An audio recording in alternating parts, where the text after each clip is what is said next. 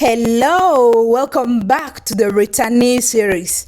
Today we shall be featuring Rachel, who has repatriated to Uganda, an East African nation. Again, we shall get to know why did Rachel move to Uganda? How is she adapting to life in Uganda? What is the cost of living like? The social life, the dating scene, everything that involves moving to a new place or repatriating.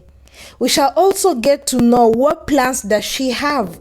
How is she planning to survive in Uganda?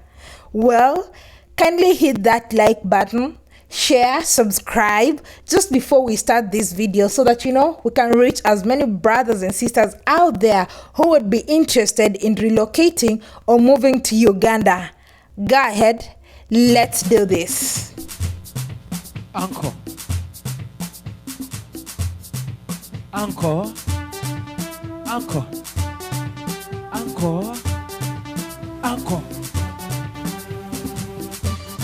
Yenelele, yenelele oh, yenelele oh, yeah, Kenzo, yeah.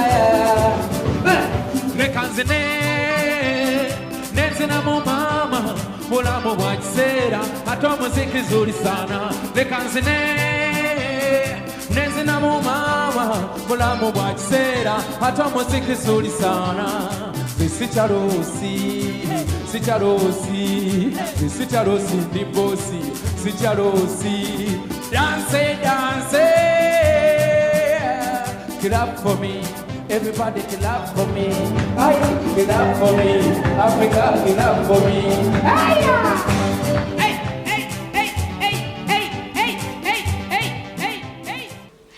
My name is Rachel Nalumu and I live here in Uganda, in Kampala, Uganda specifically, and yeah, enjoying it. When did you move back to Uganda? So it's kind of trippy how it all happened. So I've been coming back for the last 6 years, or since 2013, every year to visit, but I actually never lived here. And then I technically moved to Uganda, I would say during COVID. I was supposed to, I had done a trial for 5 months, from October till about March, and then I was supposed to then go back to Canada, kind of get myself situated, get a few things, pick some stuff up, get rid of some things, and then come back. And I was going to keep doing like 6 months, but I kind of fell in love with it while I was here and kind of stuck in COVID, and realized that there's no other place I'd rather live, and I'd rather be here majority of my year. Before we proceed, when and why did you move to Canada? So my parents actually left Uganda a year before I was born, and I believe their thing was to leave for better opportunities, and they are in professions, they're lawyers, so they're in professions that just they felt like made more sense elsewhere. And I think when they factored in schooling and all these other things, I think they were just kind of like, let's just go. I don't know if they plan to have stayed as long as they did. I actually don't really know their main plan, but I know that their plan was to come back during retirement whenever that happens. And yeah, other than that, I was just kind of like, I love Uganda and I want to be here. How did you make the decision to come back to Uganda? What inspired you? Okay, so I feel like what made me make the decision to move, I've graduated university. On the year I graduated, I was like, let me go to Uganda, I actually came, I think, for fabric at that point. I had decided to do like an accessories line, and I came for fabric, and the minute I came back as an adult by myself, just making my own decisions, going where I wanted to go and whatnot, I think that is when I realized, I was like, no, I want to live like, I want the best of both worlds. I've always wanted the best life for myself. I was like, I want the best of Canada and the best of Uganda, so I think that was my deciding factor. What was the second question? What inspired you? What inspired me? Definitely the amount of opportunity I saw was possible in Uganda. I was just like, wow, you can do so many things here. So that was my main thing. How is your experience so far? I love my experience so far. I absolutely love it. I love my life. I love the options that I have. I love that the cost of living is a lot less as well. My expenses are way less than what they were in Canada. I feel like I love everything, but especially my quality of life. How easy is it to integrate back to the community? So I never had to leave to reintegrate, but just my upbringing and lifestyle and whatnot, and integrating in that now as at my big age has been very interesting. I think it's been generally a good experience, but I know that for some things it's been a bit harder. Like, I know the expectations of women and how I'm supposed to, I guess, dress and behave. Those are things that I'm like, my big age, I'm supposed to change that now. Like, how? So I think those have been a little bit harder, and especially my mindset. There's just certain things that I've just realized this is me, and I'm happy that way, and I wouldn't change that for anybody, no matter where I lived in this world. So coming to terms with that, I don't want to ever really change me, but I know that I have to navigate a little differently. So that's been an adjustment.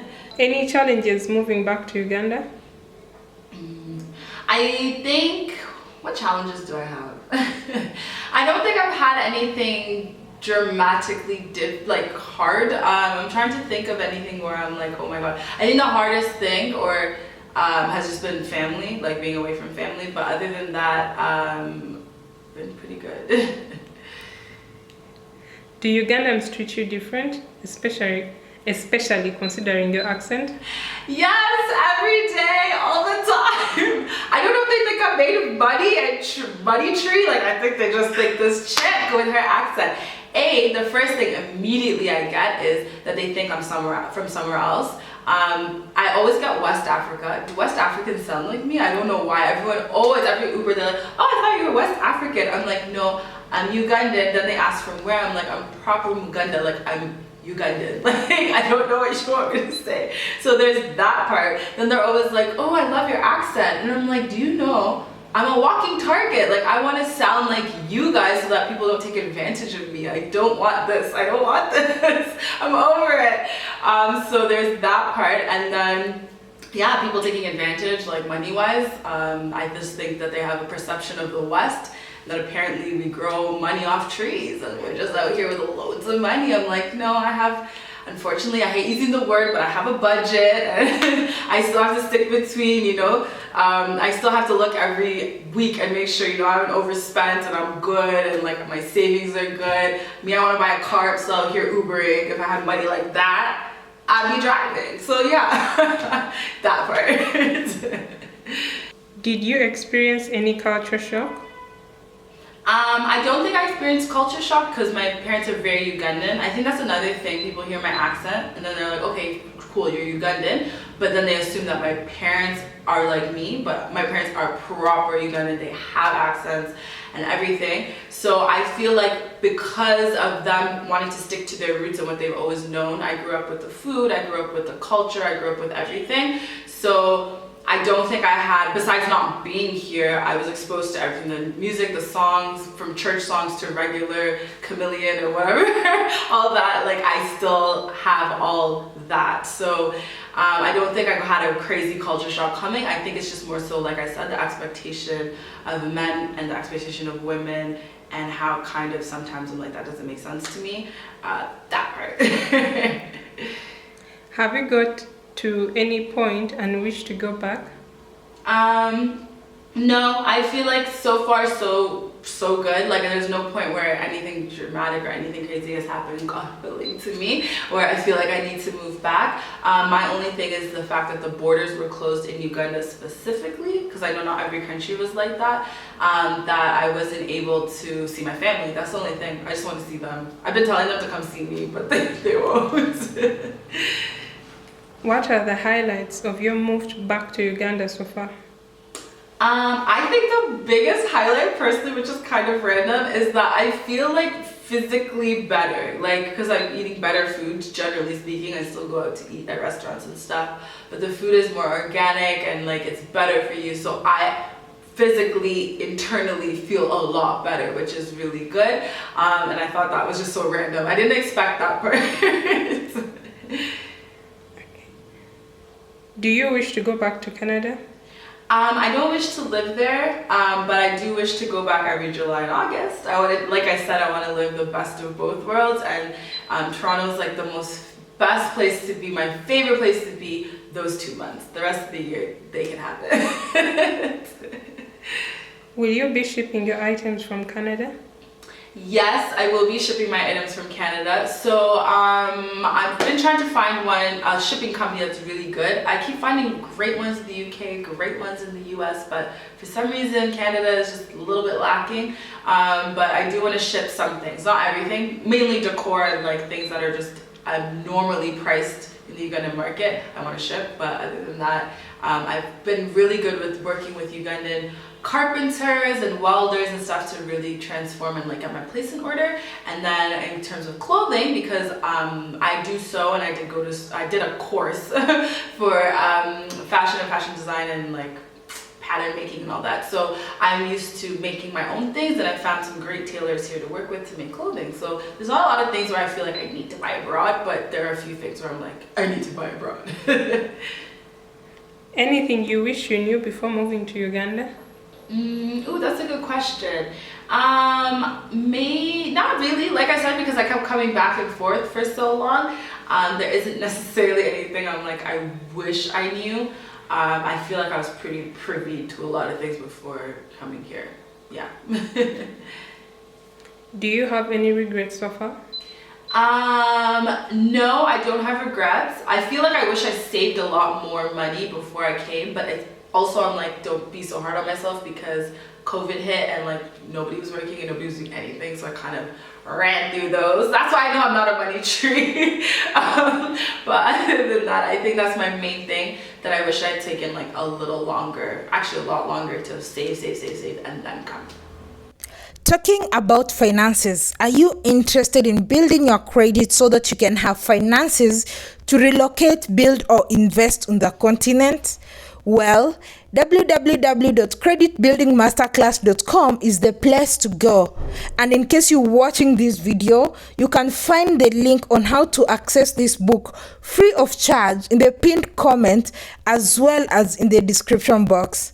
Go ahead, let's do this. What is the cost of living in Uganda? Actually, funny enough, I did a video on this, on my cost of living. I feel like it might have changed slightly since, because that was before COVID and before I realized, I don't know, a lot of things were just different. I think I had like a coming in December mindset when I filmed that, whereas now it's a bit different, and I'm like, okay, this is a lot more long-term than I had planned. Whereas before it was like 6 months. So cost of living is a lot cheaper than Canada, I'll give you that, that's for sure. My expenses have gone down, and in terms of cost of food, like going to the market, the other day I went to the market and got, what did I get? I got like tomatoes, avocados, onions and stuff like that, ginger, which literally lasted me like 2 to 3 weeks, and I think collectively on my own it was like 20K, which is less than $10, like 6 USD, just stuff like that, where it's like that stuff organic abroad, like y'all look it up, it's insane, it doesn't even make any sense how much you're paying. So things like that where I'm like, wow, it's so much cheaper, which is nice. But like I said, like I don't have a car yet, because cars here are double the price, and I can't stomach paying like what I would pay for Benz, and I'm getting a Toyota, if that makes sense, you know? So stuff like that, where that part of cost of living, I'm like, that's insane. And apparently properties too, which I get a lot of feedback from my videos. How is the social scene in Uganda? Ooh, the social scene has been my favorite. It's actually like having gone out in the US, having gone out in Europe and such, I love Uganda. I don't know why, because I don't actually like pubs, I don't like bars, I love clubs, but we don't really have a club scene. We have more of like bar scene with club attire, maybe. I don't know how to explain it really well, but I love it personally. I like it a lot. I overdress, but that's just me anyways in life usually. But dope people, drinks on deck. Have you had Warangi? It's so good. Cocoa to be exact. But yeah, I love it. It's so fun. I feel like everyone needs to experience it when they come. Otherwise, I don't know what you're doing here. How is the dating scene in Uganda? That's something I haven't experienced yet. I think because it was locked down for majority of my stay so far. So that's something I actually genuinely cannot really comment on. But from what I see from other people, it's interesting. Apparently people are more chivalrous here, like men are more chivalrous, but other than that, I really don't know. Is it easy to generate revenue? So I would say that I was always coming here with the mindset to earn in dollars and spend in shillings. So I never really had the mindset that I was going to come here and earn in shillings. However, COVID kind of humbled me, and I have been doing a lot of like consultancy and such in shillings. But personally, I don't think it's sustainable with the lifestyle that I live and want to live. But I do get paid in other areas and other things in dollars. So, well, Canadian dollars. I want to get on USD tip. But until that happens. So yeah, it's more of a hustler country, a hustler mindset. You really have to be doing like a lot of things, not just one thing, to be able to live a good life, or the life that I'm used to living in Canada, to sustain that. Do you know any opportunities that the diaspora repatriates can engage in to generate revenue? How can they contribute to the improvement of Uganda? Any skills needed? I think every skill is needed in Uganda. I think we're a little bit behind in a lot of areas and things. Like even when I talk to my friends in like 9-to-5 jobs and like banking and marketing, that's kind of what I'm in. That's why I find it very interesting. There's so much room for improvement. There's so many things that like are not a thing here. Even like proper records and such in every industry, it's like not a thing. There's so many things here that are just, yeah, that someone can come and be able to do. In terms of like support for people coming in, not really. And that's, I feel like, why I always stress have a network and don't just plop in Uganda. Like come and visit, come 1, 2, 3 times, not even one, come 2 to 3 times, but come with intention to like meet people, to network in your field, to understand, and then make that move. I think that's a lot smarter, and I think you'll have a higher chance of being successful than just uprooting and coming with nothing. It's still possible, it's just take you longer. Who wants that? For someone who has never been to Uganda, why should they consider Uganda as a place to move to? Any other advice for anyone who wants to move to Uganda? Okay, good question. So why I love Uganda, and I say that like every interview that I've done so far, or like talking to people, is that you legit, it's a virgin market. You legit can do so many things, hence the previous comment I had said, just that there's so much opportunity and like there's so much room for skills, like whatever skills you have abroad. There's nothing that's really saturated here. Not that I know of anyway. Maybe like agriculture, I don't know. There's certain industries I don't know anything about and I'm waiting to learn on. But there's always something going on. There's always something happening, and then you can kind of like insert yourself in that. So like I said, in terms of advice, I just feel like network. Don't just come once, come a couple of times. Get to know people. If you are Ugandan, go through family. If not, there's so many Facebook groups in Uganda about randomness. Hop on a bunch of those, get to know people. There's so many YouTube videos, so a shameless plug, that you can go on and kind of start to talk to people in comments. I know that there's communities really being built in that area, which is my area as well. And yeah, there's even communities of Ugandans abroad. So whatever country you're in, reach out to Ugandans there. We're very hospitable, and that's my favorite part about being here. Ugandans are very kind people, very hospitable people, a little too laid back, which just means that you have a slower pace of life and you can really enjoy and live life here. So yeah, that's my advice and my favorite parts of being here, why I feel like people should come and enjoy it too. Thank you so much for having me on your channel. Thank you so much for this talking and chatting. I thought it was, my goal is to be as helpful and as informative to as many people as possible, especially people in my situation where you have a lineage to Africa and you have a connection to Africa, you have family and a network in Africa, but you're not really using it, and yet there's so much to be done here. There's so much you can do and have a better quality life. So yeah, I hope this is helpful, and thank you, and I'll be glad to come back anytime. And you can find me on Instagram, which is at Rachel Nalumu. You can find me on YouTube as well, at Rachel Nalumu. And lately Snapchat for like the behind the scenes and the partying, which is Miss Rach, AAXO. But yeah, that's pretty much everything. Uncle. Uncle. Uncle. Uncle. Uncle. Yenelele. Yenelele o. Yenelele. Yenelele o. Yeah, yeah. Kenzo. Yeah, yeah. Nekanzene. Nenzina mo mama. Mula mo wajsera. Atomo zikizuri sana. Nekanzene. Nezina mu mama, mulamu bwakisera, hata muziki zuri sana. Sicharosi, sicharosi, sicharosi ndi bosi, sicharosi. Dance, dance, clap for me. Everybody clap for me. Aye, clap for me. Africa, clap for me. Aye.